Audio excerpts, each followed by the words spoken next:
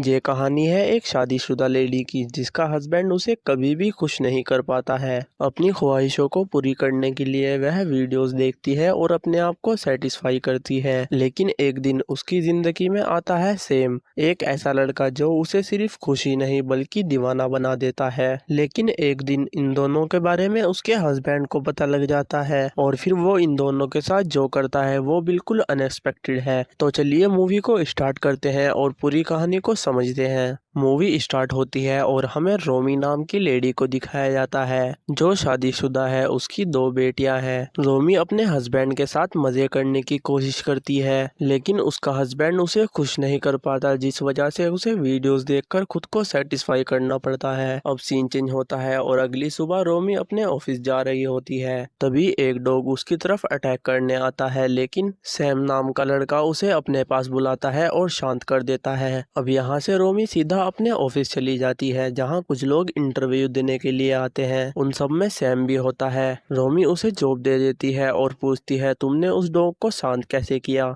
Sam कहता है, मैंने उसे कोकीन दी थी, अगर तुम्हें भी चाहिए तो बता दो। रोमी को सैम की बात थोड़ी अजीब लगती है और वह वहां से चली जाती है। अब सीन चेंज होता है और रात को रोमी का हस्बैंड मूड बनाने की कोशिश करता है, पर रोमी को उसके साथ मजा नहीं आता, लेकिन हस्बैंड को खुश करने के लिए उसे ये सब करना पड़ता है। अगले दिन ऑफिस में पार्टी होती है जहाँ पर सैम भी आया होता है। सैम का कॉन्फिडेंस और उसका डांस करने का तरीका रोमी के दिल में कुछ जगह बना लेता है। रोमी साइड में खड़ी होकर बस सैम को डांस करते हुए देख रही होती है। पार्टी के बाद सफाई चल रही होती है। रोमी को वहाँ सैम की टाई मिलती है। वो टाई को लेकर अपने कैबिन में चली जाती है और उसकी खुशबू सूंघकर उसे किस करती है। इसके बाद रोमी लिफ्ट से जा रही होती है। सैम भी लिफ्ट में ही होता है। सैम उसे मीटिंग के लिए बोलता है, लेकिन रोमी मना कर देती है, पर मीटिंग काम से रिलेटेड थी, इसीलिए रोमी को मानना पड़ता है। अगले दिन दोनों मिलते हैं। रोमी कहती है, तुम्हारे पास 7 मिनट है। फिर सैम उसके साथ थोड़ी बातचीत करता है और कुछ सवाल जवाब करता है। इन सब में ही उनका टाइम पूरा हो जाता है। रोमी जाने लगती है, लेकिन सैम उसे रोककर किस कर लेता है। रोमी कहती है, यह सही नहीं है, और वहां से निकल जाती है। रात को रोमी जब अपने बेडरूम में होती है तो उसे बाहर से कुछ आवाजें आती हैं। रोमी बाहर देखती है तो उसकी बेटी किसी लड़के के साथ मजे कर रही होती है।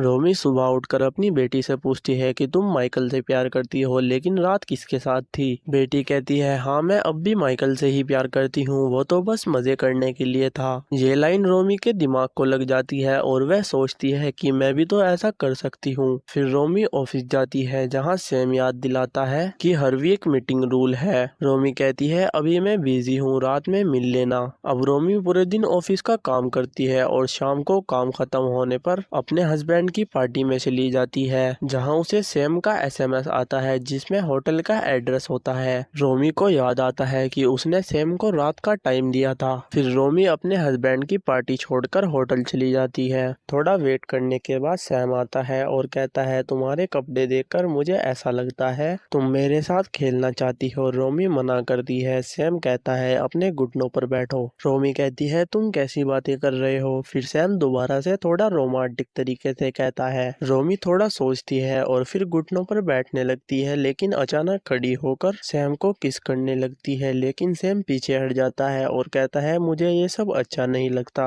अगर तुम ये सब करना चाहती हो तो जैसे मैं कहूँ वैसे ही करना होगा। रोमी मान जाती है। फिर सैम उससे डॉगी स्टाइल कराकर उसे खाना खिलाता है और उसके बाद उसके साथ मजे करता है। और आज बड़े दिनों के बाद रोमी को कोई संतुष्ट कर पाता है। अब इन दोनों की यह आदत बन जाती है, जहाँ भी इन्हें मौका मिलता वहीं पर शुरू हो जाते। ऑफिस, होटल, लिफ्ट, हर जगह सैम के मूव्स रोमी को दीवाना बना देते हैं। अब काफी दिनों तक मजे करने के बाद इनकी जिंदगी का बुरा टाइम स्टार्ट होता है। एक दिन सैम लैपटॉप देने के बहाने रोमी के घर चला जाता है। रोमी फैमिली के सामने नॉर्मल एक्ट करती है, लेकिन सैम को अकेले में ले जाकर कहती है, मेरे घर ना आया करो और दोबारा मत आना। सैम को बुरा लगता है और वह वहां से चला जाता है। नेक्स्ट डे ऑफिस में सैम कहता है कि अगर रिश्ता तोड़ना है तो मैं अपना डिपार्टमेंट चेंज करवा देता हूँ। रोमी कहती है कि ऐसा हुआ तो लोग हम पर शक करने लग जाएंगे, लेकिन सैम कहता है, मुझे इससे फर्क नहीं पड़ता, और वहां से चला जाता है।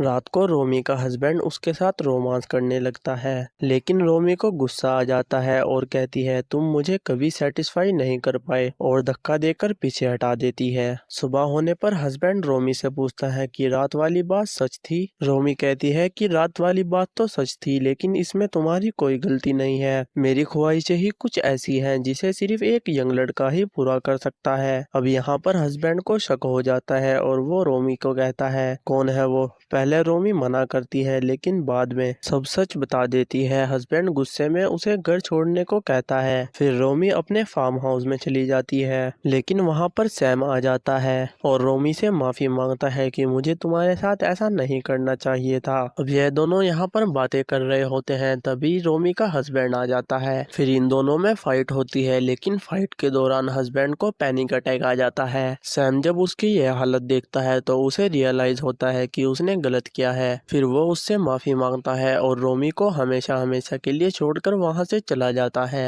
थोड़ी देर बाद हस्बैंड ठीक हो जाता है, लेकिन वह रोमी को माफ नहीं करता और उसे वहीं छोड़कर चला जाता है। इसके बाद रोमी डिप्रेशन में चली जाती है और फिर कुछ दिनों बाद रोमी की बेटी आती है और उसे कहती है कि पापा को तुम्हारी जरूरत है। वो डिप्रेशन में जा चुके हैं, ना ही तो ढंग से खाना खाते हैं और ना ही किसी से बात करते हैं। काफी देर तक रिक्वेस्ट करने पर रोमी घर जाने के लिए मान जाती है और अपने हस्बैंड के पास जाकर उससे माफी मांगती है। हस्बैंड को भी उसकी जरूरत थी, इसीलिए वह उसे माफ कर देता है और कुछ दिनों के बाद इनके बीच पहले की तरह सब ठीक हो जाता है और रोमी वापस ऑफिस जाने लगती है। रोमी को ऑफिस जाने के बाद पता लगता है कि सैम जॉब छोड़कर जा चुका है। रोमी को यह सुनकर खुशी होती है और अब रोमी का हस्बैंड उसके साथ वो सब करता है जो सैम किया करता था और इस तरह वो भी रोमी को सेटिस्फाई कर पाता है और दोनों एक दूसरे के साथ खुश रहने लगते हैं। इसी के साथ इस मूवी का एंड हो जाता है।